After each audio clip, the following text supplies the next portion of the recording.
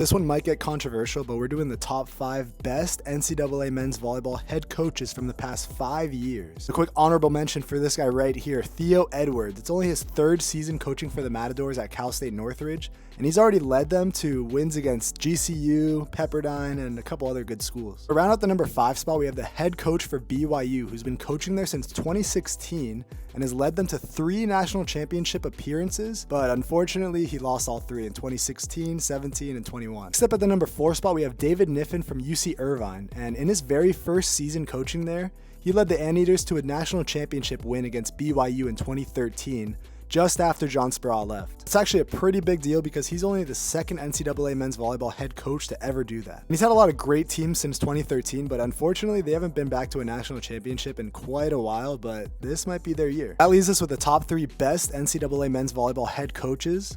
And it's going to get a little bit controversial on where I place these guys, but just remember, it's all subjective and based on my opinion only. That being said, let me know which one of these 3 head coaches deserves to be at the 1 spot. Go a little bit out of order and name John Sproul the top NCAA men's volleyball head coach in a very long time. He's easily the most decorated men's volleyball head coach, and I can't even think of a coach in recent years that has more accomplishments than he does. The main ones being 3 national championship titles for UC Irvine in 2007, 2009, and 2012, 2 Olympic bronze medals with the USA men's national team, and back-to-back national championship titles for UCLA in 2023 and 2024. I'm not gonna lie, this is probably one of the most difficult decisions that I've had to make in any of my videos so far. Started out by looking at Alan Knipe's accomplishments, and he's been coaching for Long Beach State for 21 years. He's won 2 national championship titles, and he's made it to 9 NCAA championship tournaments. That goes without saying that Long Beach State has about a 70% chance of winning a national championship title this year with Nikolov in the roster. But again, anything could happen. It's still midway through the season. I think a lot of people might not know this, but he was the head coach for the USA men's national team in the 2012 London Olympics. When it comes to someone like Charlie Wade right here, he's an absolutely legendary coach as he brought the Rainbow Warriors to 4 national championship matches